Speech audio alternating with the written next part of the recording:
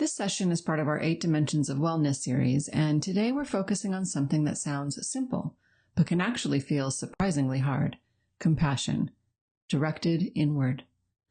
Most of us in helping professions are incredibly skilled at compassion for others. You sit with the families during hard moments. You show up when someone is overwhelmed. You listen. You reassure. You problem solve. But when it comes to ourselves, we push through. We judge. We say things like, "I should be handling this better," or "other people have it worse." So this session is about gently flipping that script. This isn't about lowering standards or letting yourself off the hook. It's about learning how compassion actually strengthens resilience, not weakens it. Because the truth is, you cannot sustainably pour from an empty cup. When we talk about compassionate wellness, we're really talking about 3 things: awareness of our own struggles, responding with kindness instead of criticism, and recognizing that we're human, not machines.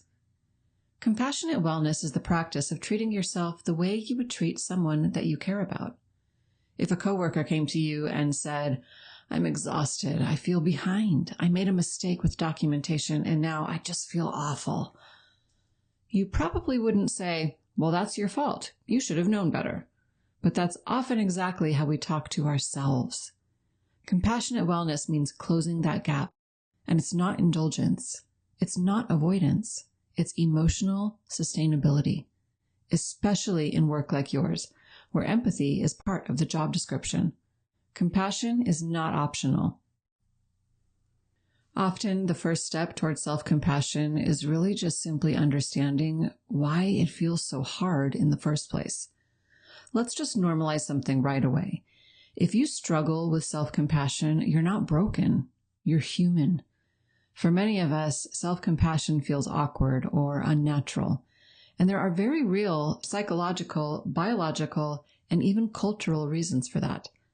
First, from an evolutionary standpoint, our brains are wired for threat detection, not self-kindness. The human nervous system evolved to scan for danger. Noticing mistakes, weaknesses, or social missteps helped our ancestors survive. If you were rejected by the group, you were at risk. So, self-criticism, in a strange way, developed as a protective strategy. The inner voice that says, "Don't mess this up," or "You should have done better," is often trying to prevent future rejection or failure. It feels harsh, but at its core, is attempting to keep us safe. The problem is what once protected us can now keep us stuck in chronic stress. Second, many of us were socialized to believe that self-criticism equals motivation. We were praised for being hard on ourselves, told that pressure produces excellence. So we internalize the idea that if we soften, we'll become complacent. That if we stop pushing, we'll stop achieving. But research actually shows the opposite. Self-compassion improves resilience and persistence. But emotionally, that belief runs deep. Letting go of self-criticism can feel a little bit like letting go of control. And then there's also shame. Shame is one of the most powerful inhibitors of self-compassion. When we feel ashamed, our instinct is to hide, withdraw, or attack ourselves. Shame narrows perspective and convinces us that our mistakes define us. In that state, self-kindness can feel undeserved. Our brain says, "You don't get comfort, you messed up." But that's precisely when self-compassion is most needed.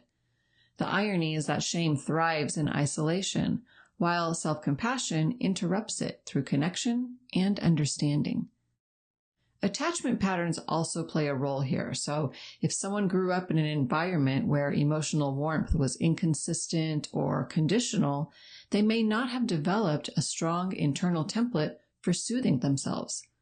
We learn how to relate to ourselves through early relationships. If comfort wasn't modeled, self-kindness may feel foreign or even uncomfortable. For some people, turning inward with warmth can actually trigger vulnerability or resistance because it's unfamiliar territory. And culturally, we often equate worth with productivity. Especially in achievement-driven environments, there's subtle messaging that we are valuable because of what we produce, fix, accomplish, or even solve. When performance becomes tied to identity, mistakes feel threatening. Self-compassion can feel like lowering the bar rather than stabilizing the foundation. But in reality, tying worth to output is exhausting. Self-compassion untangles identity from performance, and that can feel destabilizing at first because it challenges that long-held narrative. There's also something deeper. Self-compassion requires us to pause and feel, and many of us are not used to doing that. When we fail or struggle, it's often easier to immediately distract, overwork, blame, or fix than to sit with the discomfort. Mindfulness, one of the core components of self-compassion, asks us to acknowledge pain without being overwhelmed by it. That's a skill. And like any skill, it takes practice. Additionally, the work you do adds another layer to the struggle. First, there's the others first mindset. Many of us were drawn to this field because we care deeply about other people.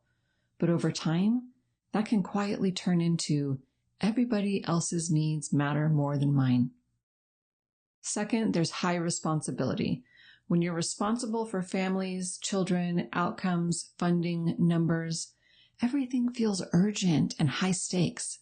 That pressure can turn into perfectionism. And then third, there's often invisible emotional labor. Holding space for other people's trauma, it takes energy, even when we don't consciously notice it. So if you feel tired or short-tempered or emotionally drained sometimes, it's not weakness. That is biology. Your nervous system is doing a lot of work. Compassion is what helps it recover. So if self-compassion feels unnatural, awkward, or even resistant at first, that doesn't mean that you're doing it wrong. It means you're working against deeply wired patterns, biological, relational, and cultural ones. The good news is that those patterns are not permanent. The brain is elastic. The nervous system can learn safety. The inner voice can soften. Now, there is science behind self-compassion, and there's actually some fascinating research here. When we talk about self-compassion, it can sound soft or abstract, like a mindset shift or a nice idea. But the science behind it is actually quite robust. Over the past 2 decades, researchers, especially Dr. Kristin Neff and Dr. Christopher Germer, have studied self-compassion extensively, and the findings are compelling. Self-compassion isn't just emotionally helpful. It's neurologically and physiologically regulating. At a biological level, self-compassion changes how our nervous system responds to stress. When we engage in harsh self-criticism, we activate the body's threat system. So that same flight or fight response that evolved to protect us from danger. This system is associated with the amygdala, increased cortisol, which is the stress hormone, an elevated heart rate, and a narrowed focus on perceived threats. So in other words, when we attack ourselves internally, our brain and body respond as if we are under external attack. That constant activation contributes to anxiety, rumination, burnout, and even inflammation over time. Self-compassion, on the other hand, activates what researchers call the caregiving or soothing system. This system is linked to the release of oxytocin, often called the bonding hormone, endogenous opioids, and parasympathetic nervous system activity, the branch responsible for rest, repair, and regulation.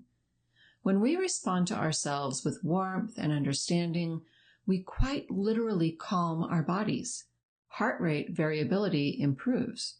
Cortisol levels decrease. We shift from a defensive posture into a state that supports learning, reflection, and growth. This is why self-compassion is associated with greater emotional resilience and quicker recovery from setbacks. Brain imaging studies actually reinforce this. Research using fMRI scans has shown that self-reassurance, a component of self-compassion, activates brain regions associated with safety and affiliation, such as the insula and medial prefrontal cortex. In contrast, self-criticism lights up areas associated with threat detection and pain processing. The brain does not clearly distinguish between being attacked by someone else and attacking ourselves. The difference in neural activation is significant. Over time, repeated self-criticism strengthens threat pathways, while practicing self-compassion strengthens neural circuits related to emotional regulation and empathy. There's also strong evidence linking self-compassion to mental health outcomes. Higher levels of self-compassion are consistently associated with lower levels of depression, anxiety, shame, and perfectionism. Importantly, self-compassion is not correlated with laziness or lack of accountability, a common misconception. In fact, studies show that self-compassionate individuals are more likely to take responsibility for mistakes, engage in corrective action, and persist after failure. Because they are not consumed by shame, they have more psychological resources available to improve. From a developmental and attachment perspective, self-compassion may also function as an internalized secure base. Just as children regulate their emotions through connection with a caregiver, adults can learn to provide that same stabilizing presence internally. When we practice self-kindness, recognize our shared humanity, and bring mindful awareness to our experience, we are essentially offering ourselves the emotional co-regulation that builds resilience. Over time, this internal security reduces reactivity, strengthens emotional flexibility, and supports long-term well-being. So in short, self-compassion is not indulgence. It is regulation. It is not weakness. It is a nervous system intervention. And perhaps most importantly, it is trainable. The brain remains elastic throughout life. The more consistently we practice responding to ourselves with warmth instead of attack, the more those pathways become accessible. What begins as intentional effort gradually becomes a more natural way of relating to ourselves, one that supports steadiness, clarity, and sustainable growth. According to Dr. Kristin Neff, self-compassion isn't just a fluffy idea or a feel-good concept. It's actually built on three very grounded elements: self-kindness, common humanity, and mindfulness. Let's start with self-kindness. This is the part where we soften toward ourselves instead of sharpening the inner critic. When we mess up, when we fall short, when we say the wrong thing in a meeting or forget something important. Self-kindness means responding to ourselves the way we would respond to someone we care about, with warmth, understanding, and a little grace. Dr. Neff reminds us that being imperfect isn't a personal flaw. It's part of being human. We will fail sometimes. We will struggle. We will have hard seasons. When we accept that suffering and mistakes are inevitable parts of life, we're actually better able to stay steady when things get tough. She calls this emotional equanimity, the ability to remain calm and balanced even in the middle of difficulty. Self-kindness is essentially saying, I'm doing the best I can right now, and meaning it. The second element is common humanity. So often when something goes wrong, our brain tells us we're the only one who's ever felt this way. We personalize the struggle. We think, what's wrong with me? Why can't I handle this better? But the truth is, everyone struggles. Everyone feels inadequate sometimes. Everyone carries private challenges that we just don't see. When we remember that difficulty is part of the shared human experience, it shifts something. Instead of feeling isolated or defective, we recognize that we're simply human. That broader perspective can be incredibly freeing. It pulls us out of the just me mindset and into a more connected, compassionate view of ourselves. So the third piece of self-compassion is mindfulness. Mindfulness in this context means being willing to notice our negative thoughts and emotions without immediately getting swept away by them. It's observing the self-criticism, the disappointment, or the frustration with openness and clarity rather than judgment. When we practice this kind of awareness, we create a little space, and in that space, we can start to see the difference between a passing thought like, I messed that up, and our identity, I'm a mess. We're less likely to fuse with harsh self-concepts and more able to see ourselves as whole people who sometimes have hard moments. Now, here's the important part. For many of us, these three elements don't come naturally, especially if we were raised to believe that being hard on ourselves is what drives success. But self-compassion is a skill, and like any skill, it can be practiced. We can start by choosing a kinder sentence. Some examples you can see on the screen. Like for self-kindness, we have, what do I need right now? Instead of, what's wrong with me? For common humanity, remembering that you're not the only one. Other people struggle too. I'm not alone in this. That will reduce shame tremendously. You might say, oh, this isn't just me. This is part of being human. And in mindfulness, it's really just noticing what's happening without exaggerating or ignoring it. Something is hard right now, not this is a disaster and I'm terrible. So by reminding ourselves that we're not alone, by pausing long enough to notice what we're feeling without judging it. Over time, practicing self-kindness, remembering our shared humanity, and bringing that mindful awareness to our inner experience can shift our default setting. Self-compassion becomes more accessible, more natural, less forced. And in the long run, it doesn't make us weaker. It makes us steadier. According to Dr. Kristen Neff, self-compassion isn't just a fluffy idea or a feel-good concept. It's actually built on three very grounded elements: self-kindness, common humanity, and mindfulness. Let's start with self-kindness. This is the part where we soften toward ourselves instead of sharpening the inner critic.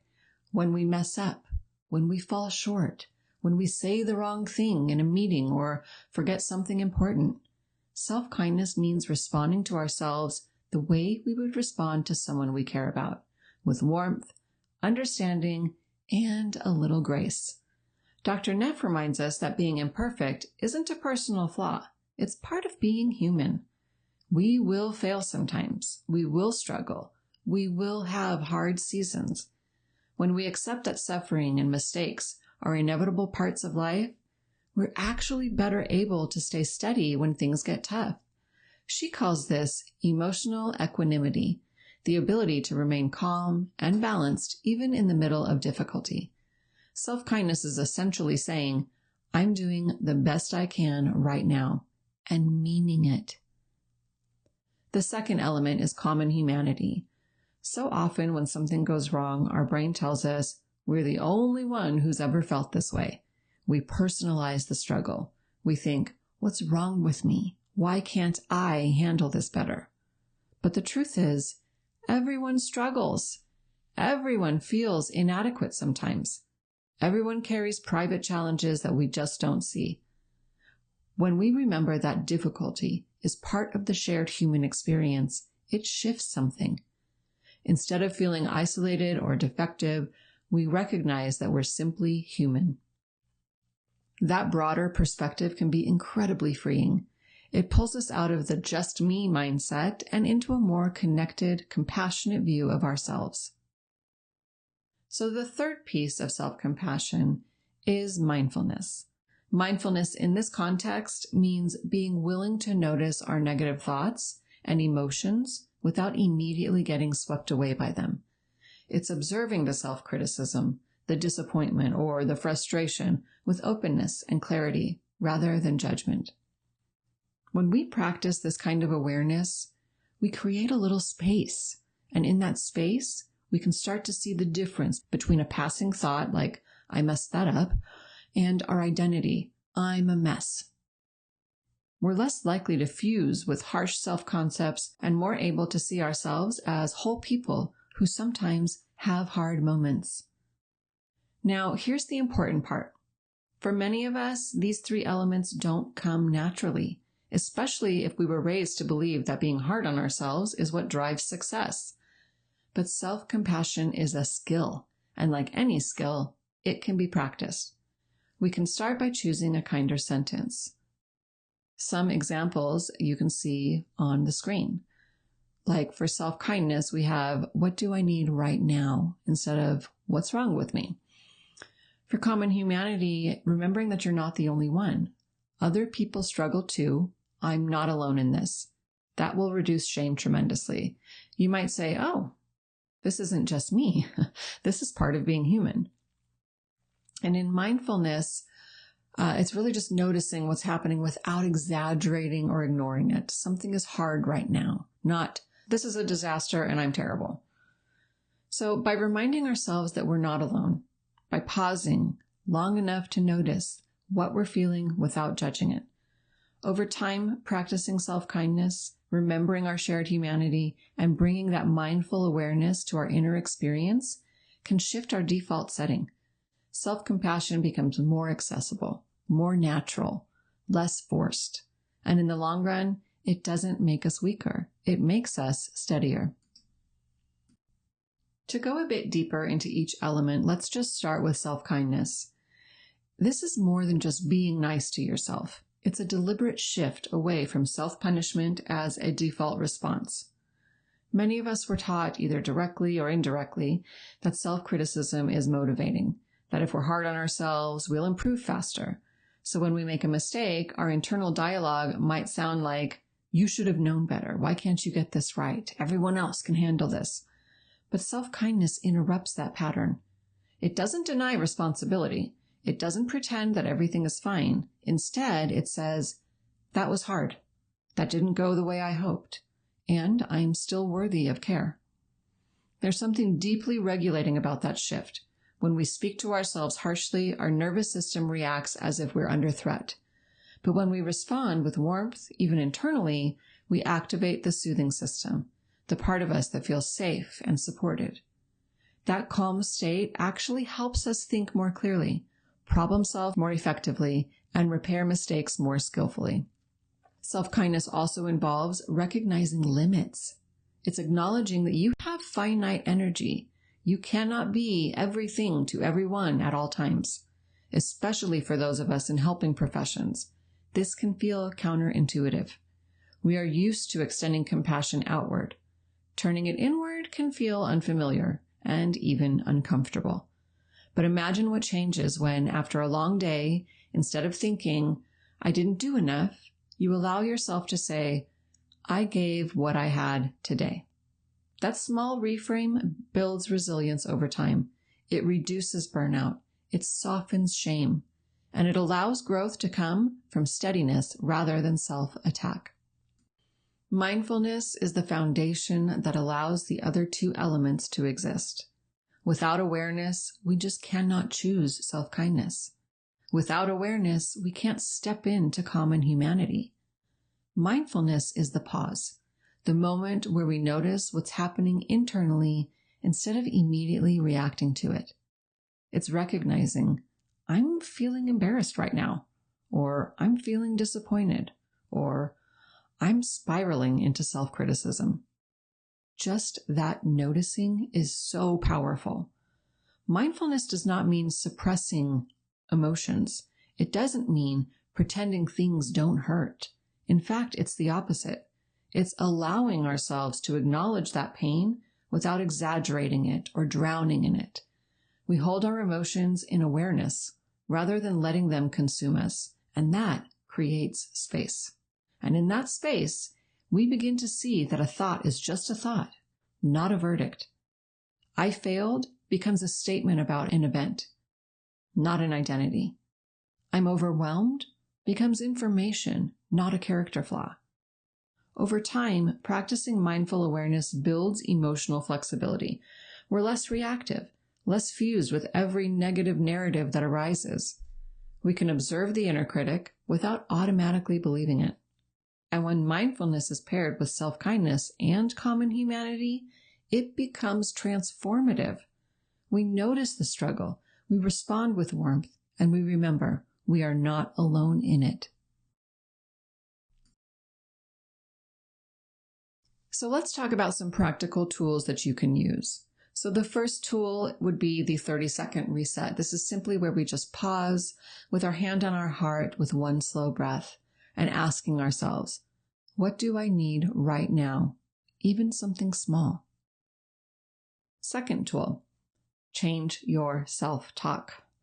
Swap, I should be better at this for, oh, this is hard and I'm doing my best.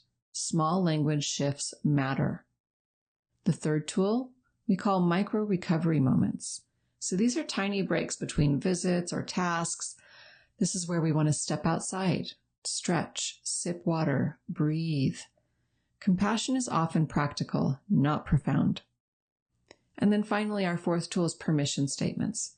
These are things like, I'm allowed to rest. I'm allowed to not fix everything. I'm allowed to be human today. Sometimes we just need to give ourselves permission.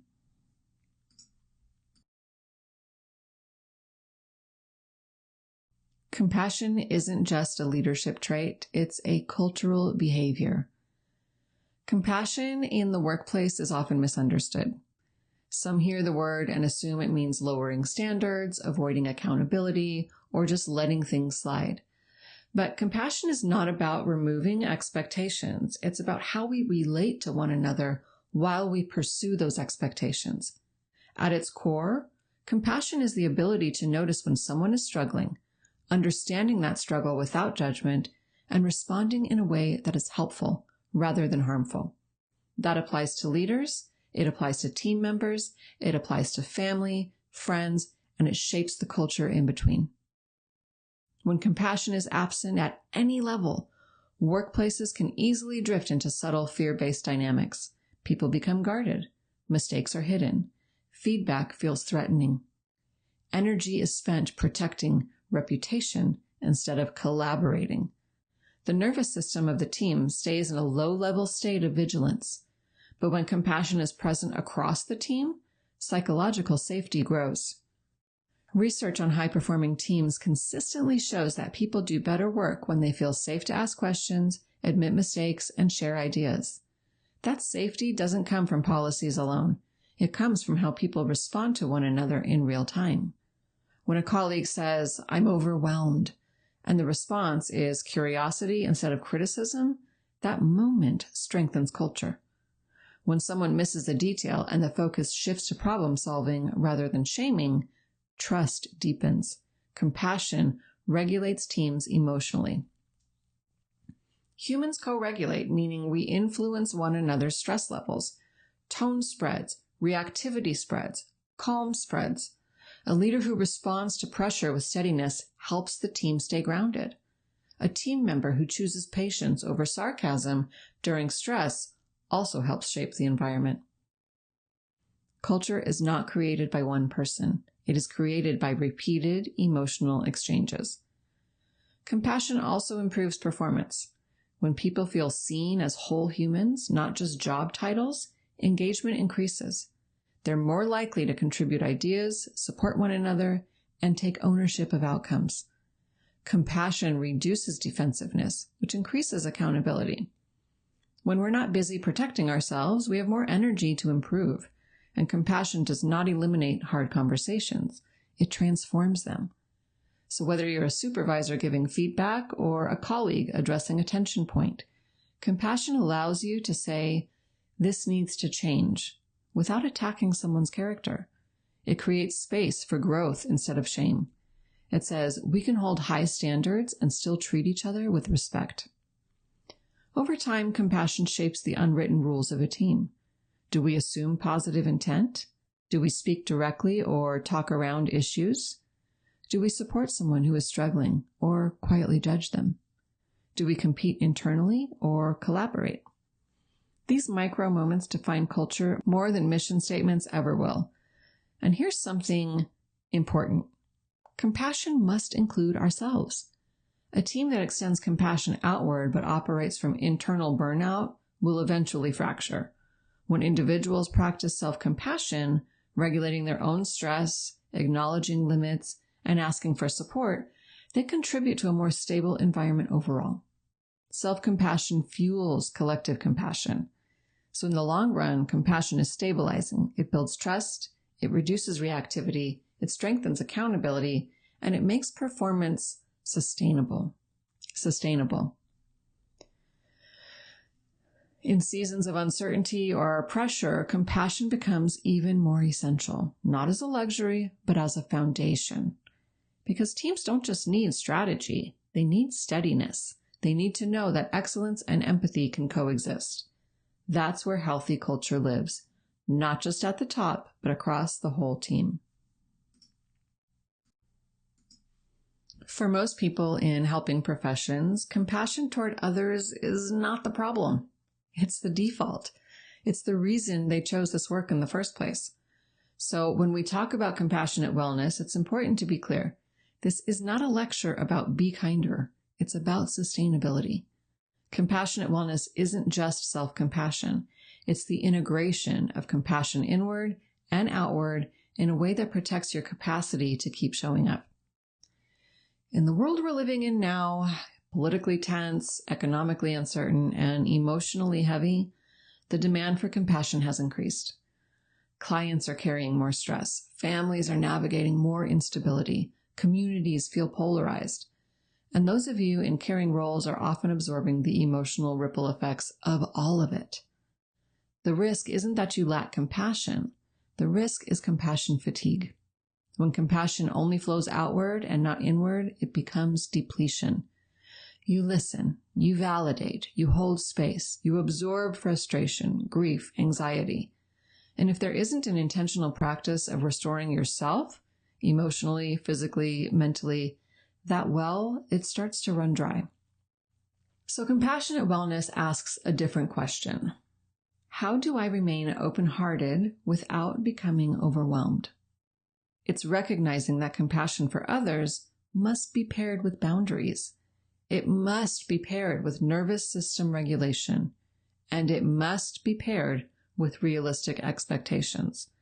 Otherwise, empathy turns into over-identification. Care turns into chronic stress. There's also something else happening in our broader culture: reactivity. Conversations escalate quickly, opinions divide, people feel unheard. In that kind of climate, conversations escalate quickly, opinions divide, people feel unheard. In that kind of climate, compassion becomes more than just a personal virtue. It becomes a stabilizing force. The ability to assume positive intent, to stay curious instead of defensive, to disagree without dehumanizing. That kind of outward compassion shapes not only individual interactions, but team culture and community health. And yet, here's the delicate balance. Compassion toward others does not mean tolerating harmful behavior, absorbing disrespect, or avoiding accountability. True compassion includes clarity. It includes saying things like, I care about you, and this boundary still matters. In fact, without boundaries, compassion loses its structure altogether. So for those of you who naturally lead with empathy, compassionate wellness is about refining and protecting that strength. It's about understanding that your capacity to care is a resource, and resources require replenishment. When you practice self-compassion, you expand your ability to extend healthy compassion outward. When you regulate your own stress, you co-regulate those around you. When you allow yourself to rest, you return clearer and steadier. So in many ways, compassionate wellness is circular. Self-compassion fuels outward compassion. Outward compassion reinforces connection and meaning. Meaning sustains resilience, and resilience protects your capacity to care. In a world that feels really heavy right now, compassion is not optional, but it must be sustainable. And sustainability requires that the compassion you so freely give others also has a place within you. Compassionate containment is one of those concepts that feels subtle, but is incredibly powerful in practice, especially in helping professions. So at its core, compassionate containment is the ability to hold space for someone's emotions without absorbing them, escalating them, or shutting them down. It's offering warmth and steadiness at the same time. You are present, you are empathetic, you are attuned, but you are not overwhelmed, reactive, or trying to fix everything immediately. Think of it as being an emotional container, sturdy enough to hold what someone brings, but grounded enough that you don't spill over with them. When clients are dysregulated, maybe they're angry, grieving, anxious, or just flooded with emotions, their nervous systems are activated. In those moments, what helps most is not advice or solutions. It's co-regulation. When you remain calm, measured, and steady, your nervous system communicates safety to theirs. Tone, pace of your speech, facial expression, and body language all matter.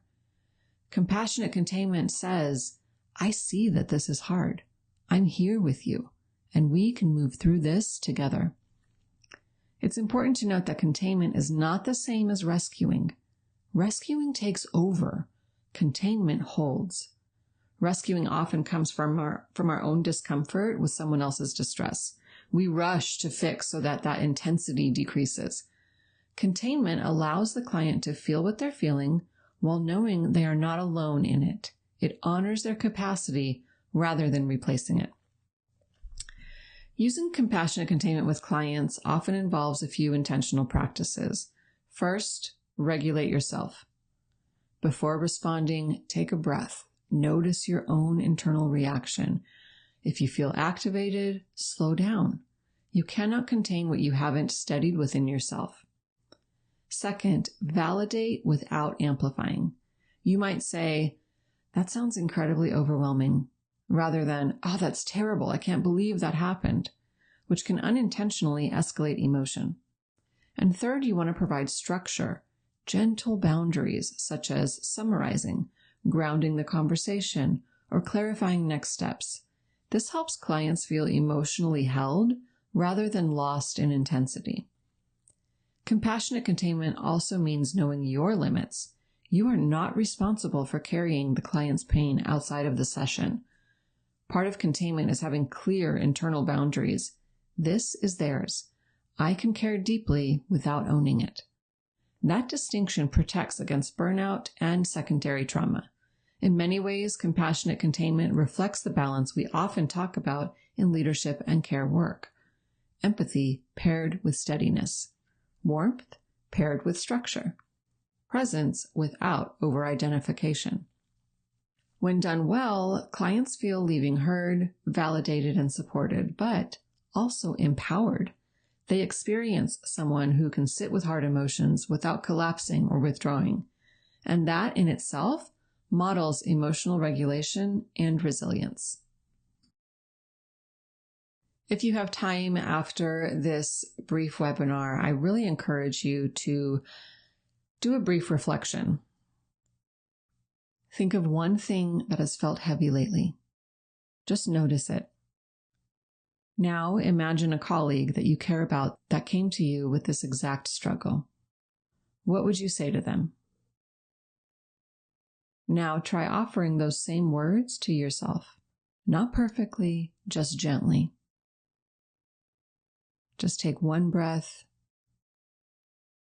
That is compassion. It's small and it's quiet, but it's powerful.